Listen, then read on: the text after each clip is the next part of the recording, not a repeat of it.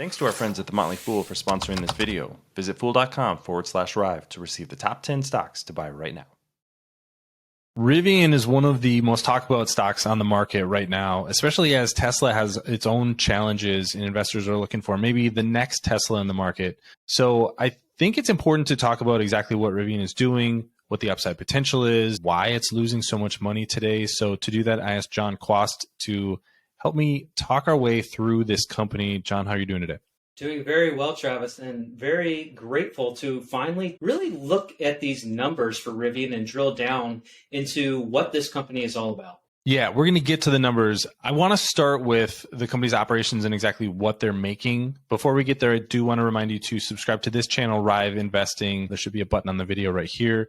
And Jon has a new channel on YouTube called Working Capital JQ. I will put a link to that in the show notes, so subscribe to him. He has some great content coming out there. Let's start with the three vehicles that Rivian is producing, because I think this is why investors got so excited about the company and the stock. Is they have a really interesting product going into the market where there's not a lot of competition. The first vehicle that I want to touch on is the R1T.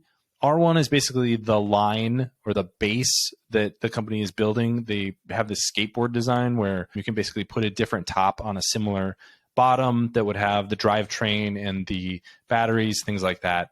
The T is the truck. So R1T means it's the R1 version of the truck. It's, I think, a really compelling pickup truck. It's not going to be, I think, as big as something like an F-150 Lightning, but it is a really attractive truck if you're looking for an electric vehicle. And frankly, there's only two on the market right now. So they have this business all to themselves.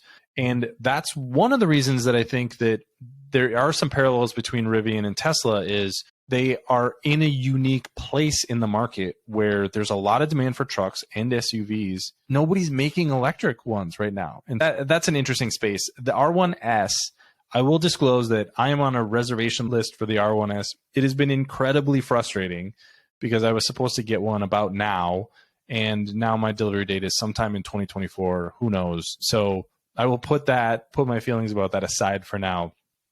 But here again, 7-seat SUV that's electric. Literally the only option. I have looked, there is nothing else that competes with them. And I don't think that there's anything on the horizon that is going to be competing with them, at least at any sort of scale in the near future. There's a couple of products that may come out in 2024 that I have heard about, but don't know a lot about production schedules. And even these big automakers are not doing big volume when they introduce new vehicles. So they kind of have this space to themselves. And then the other one to add to that is their fleet vehicle, their electric delivery van. They built that in part because Amazon was one of their early investors, and they built a van specifically for Amazon. So it's a custom built electric delivery vehicle, like a UPS truck, if you will. And it has some interesting fleet capabilities that Rivian can then sell to some of its partners. I don't know if Amazon is going to necessarily be using those because they have a lot of their own back-end capabilities. But my understanding is that these fleet services that they're going to include in the vehicles, you could have a small fleet of delivery trucks and actually see where they are on the road, see how much range they have. Can they get to all the stops that they're going to? And it's built into the vehicle. It's not a separate third-party thing. So I think that's really interesting, and that's potentially a software as a service add-on for Rivian. So 3 really unique products. I think really good place for them to be in the market. They're not at the point where they're making money. So from an investment perspective, there's still a lot of questions outstanding, but I do like the product. So far, we've seen, I think, good reviews about the quality and things like that. I really like the place in the market. Jon, anything you wanted to add there as you've dug into this company? I know you haven't, I'm on the list to drive one in a couple of weeks. I have not actually driven one yet, but I think that's something you'd probably be interested in doing too. Definitely would. I like where they have positioned their brand as far as the mind share that they are going for. So I don't think that they're appealing to the same crowd as Tesla. They're more, I saw somebody compare them to Jeep as far as mind share goes. And I really think that's an apt description of where they are putting themselves.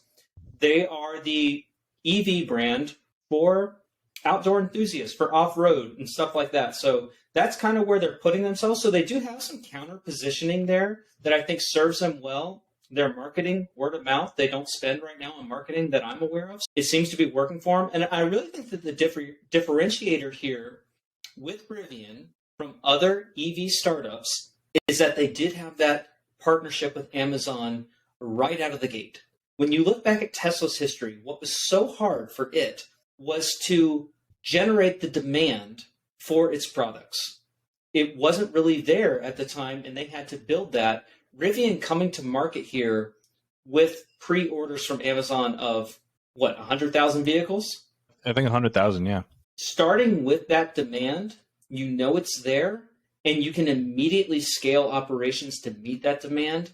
That is a differentiator when you look at every other player that's trying to come into this EV space. Yeah, the two things that I wanted to add to exactly what you're saying is they have been able to learn from Tesla about what works and what doesn't and what's disruptive to the auto industry. I think that is something that I don't want anybody who's looking at EV stocks or legacy automakers to overlook. The problem if you're a company like GM or Ford is you can't get rid of all your dealers. You can't build a service model where they're just going to come to my driveway and replace a mirror that broke. You can maybe do a couple of those things on an incremental basis, but you can't fundamentally change the way that your business model works. And so Rivian has been built with the idea that we are not going to have dealerships the way that the legacy automakers do, just the same way that Tesla doesn't have dealerships. We're going to do as much service as we can in the field. I know that here locally, they hired away the person that was one of the lead mechanics at BMW. And for the last year, he's just been building out this service here the way that, he wants to, and in a new and unique way. You don't have all the infrastructure that you have at a company like BMW, for better or worse. But I think that's really interesting, and that will continue for the foreseeable future, right? That will be a sustainable differentiation that Rivian has in the market.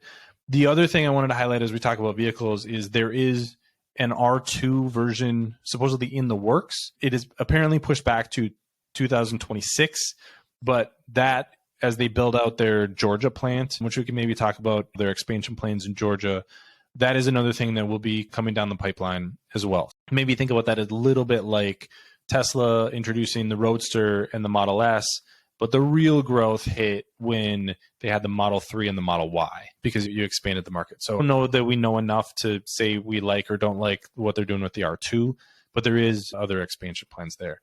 John, you want to cover a few of the financial highlights? Because I think this is where you get a little bit both questionable and maybe a little bit appealing, especially when we talk about their cash level. Absolutely.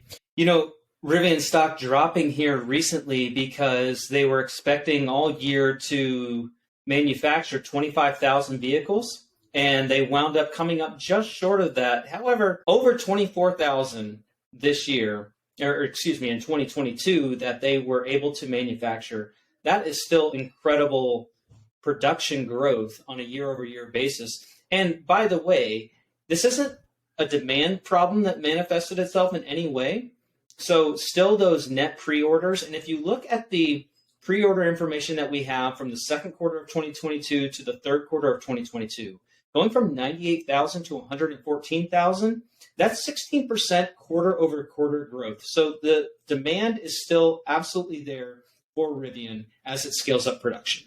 So looking at the numbers here, what really surprised me with Rivian is basically it has generated $1 billion in revenue in the first three quarters of 2022. We don't have the exact fourth quarter numbers yet, but $995 million that they were able to generate, and they are still scaling this production. Basically, they were able to deliver 14,500 vehicles in the first three quarters of 2022, able to deliver another 10,000 vehicles in the fourth quarter. So this is ramping up quarter over quarter over quarter. Very good sign there. However, as you point out, Travis, this is not a profitable business by any stretch of the imagination. In fact, a very much negative gross profit margin, which means it costs more to make these vehicles than what it currently sells them for. So looking at those first three quarters, $995 million in revenue for Rivian, However, the cost of revenue, $3.1 billion. And so that works out to a $2.1 billion gross loss, not net loss, a gross loss. And so when you look at that, that is a very tough starting point. Then you add on over $3 billion in operating expenses year to date in 2022. This is a company that is burning through a lot of cash. Is it reasonable for a company that is scaling production? Yes, they have one line that is operational. The second line is coming online right now. So that line really isn't adding to what it's able to produce, but it is costing it money. And then on top of that, they are building out the Georgia plant. There are operating expenses involved in that, as well as property and equipment expenses that come in later down the line of the financial statements. But yeah, this is a company that is losing a lot of money. Now, however, this is a company that has a lot of money. So $13.8 billion as of the third quarter of 2022. So when you look at all of these numbers here put together, they're losing a lot of money, but they have roughly 2 years worth of cash on the balance sheet, even if they were to continue burning through cash at the rate that they currently are.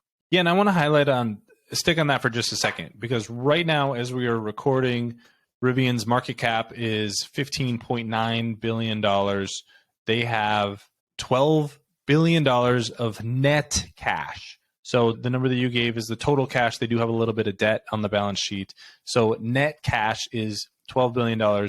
Nearly 80% of their market cap they hold in cash. Now, we want to take that with a bit of a grain of salt, because they are going to be spending a lot of that cash to grow their business. But I think it's very different buying a company that has a ton of cash on the balance sheet for what appears to be a value and saying, now your job is to deploy this capital and generate a return on it, than buying a company like Tesla even today, where you go, oh my gosh, the multiple that I'm paying is just crazy from a price to earnings, price to free cash flow, no matter what metric you look at. So, you're taking a little bit of a different risk, but I do think that is one thing that is appealing to me is if they get this right, you have what should be a high margin business, being electric vehicles, in a high margin market, trucks and SUVs, and you have a differentiated business model because you don't have the overhead of the legacy automakers with dealerships and things like that. So that's why I look at this and you go, goodness, when you look at the momentum of the business and the balance sheet, there's probably a lot to like here. In addition to what you're talking about, Travis, the company is also planning right from the get-go here to generate recurring revenue streams. And so by doing that, they're talking about introducing financing for their vehicles. They're talking about doing insurance-based products based on the telematics that the vehicles have. So the different sensors in the vehicle, being able to say, is this a good driver or a bad driver? Issue insurance policies based on that. They're talking about creating even their own resale market and keeping people inside the Rivian ecosystem. We already talked about the mobile maintenance teams that are going to be able to come to your house and keep your vehicle up to date as far as its maintenance goes. So a lot of recurring revenue streams built on top of this. As these things come online, as they finish out their manufacturing, as they're doing this at scale, as they're generating recurring revenue, management believes that they can get gross profit margins up to 25% and free cash flow margins up to 10%. Now, just some napkin math here. I don't know where those profit margins kick in, but let's say that they kick in at 100,000 vehicles a year. Doing some napkin math, at 100,000 vehicles a year at a 10% free cash flow margin, it would basically come out to about $700 million in free cash flow annually, assuming that they could do that margin. I don't know if they can do that margin at that scale. Maybe the scale is higher to reach that free cash flow margin. But hypothetically, if they could do that margin at 100,000 vehicles annually, that's $700 million in free cash flow, $15 billion market cap right now. So just to put things into perspective. And let's talk about what they're doing to scale the business even further and do another back of the envelope calculation. If they can get to 500,000 vehicles built. Currently, their Normal, Illinois facility has capacity for 150,000. They can expand that to 200,000. The Georgia facility will have capacity of about 400,000. That's 600,000, but let's just take 500,000 as the number. Let's say they produce that many vehicles. Average sale price is $80,000, which is probably on the low end if we're looking a few years out. 10% margin, that gets us to $4 billion of free cash flow. So you're paying $16 billion for a company that projects out to produce $4 billion a year in free cash flow, potentially 5 to 8 years from now. That's what I'm talking about with the value is there if this works out, if they can execute, if these differentiators truly end up showing themselves, and this is a really high demand vehicle. So yeah, I recently added shares. I've never owned shares, but added shares to my portfolio. Very small position because I do think this is one of those high risk, high reward stocks. And so if they report some bad numbers, let's say in the second quarter, the stock could continue to tank. But I think there's a lot to like here with the operations. That's the number one question for me, Travis, as an investor looking at this. At what point does Rivian become a self-funding business? And what does the financial condition of the company look like at that point of time? I think that if you can answer that question with a high degree of certainty, you're going to be able to make a very educated decision on whether or not you want to buy Rivian stock. Because as you mentioned, they do have a lot of net cash, but they are burning through it. So is there an equity raise in there at some point, or do they get to the self-funding before that happens? And by the way, Tesla was not a self-funding business until a couple of years ago. So it's very despite important the to fact point that out. they've gotten a lot of attention, they have not been free cash flow positive for very long. Here's the other thing that I want to point out from a risk perspective, because I think with a company like this, we can think about the reward, which we've talked about. My goodness, if they execute on this and they become a great truck, SUV, and commercial delivery van company and can generate these really high margins, this could be a great investment. But what happens on the downside? And I think the limiter on the downside would be, at what point does a GM or a Ford or Volkswagen, one of these big automakers, Toyota, come in and say, hey, we need to get bigger in electric. You have a great brand. I'm buying your company that isn't maybe operating the way that it needs to, but I can bring that expertise as one of these legacy automakers. I can bring that expertise to you. You bring this new business model because now I can continue building out your dealership network. Without these dealers, I can move away from that model to some respect in my business. I think there's a certain point, I don't know what the number is, that these automakers go, you know what, you need to find another option. We're a great option. We'd be happy to write a $10 billion check to buy your entire company. That would be lower than the market cap is today. But if that's the downside risk, is that they just get acquired by somebody else, that isn't zero. So I think that is the other thing to think about, is that where the stock trades today and the cash that's on the balance sheet and the brand that they have, somebody would eventually step in and say, look, this is getting ridiculous. We're going to come in, take over, and take all the good assets and get rid of the bad ones. So I think that's something I'm thinking about more too with a lot of these companies that are trading at what seems to be really low valuations, that maybe somebody just buys them someday. And that's maybe an okay out. That's a very good point. And to your point, I'll point out that Nikola rolled a truck downhill and they didn't go to zero. So when you look at Rivian, we're light years ahead of rolling a truck down the hill. This is a company that just delivered 20,000 vehicles or 24,000 vehicles in 2022. Yeah. So if Nikola didn't go to zero, then Rivian dang sure ain't going to zero.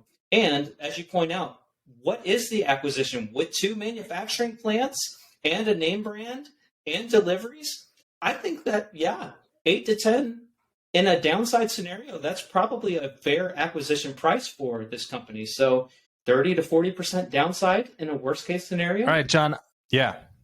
Something to think about. Well, I just said that I added shares recently. So this is a new purchase for me. I would potentially be interested in buying more shares if we see operations improve. So that's what I'll be looking at.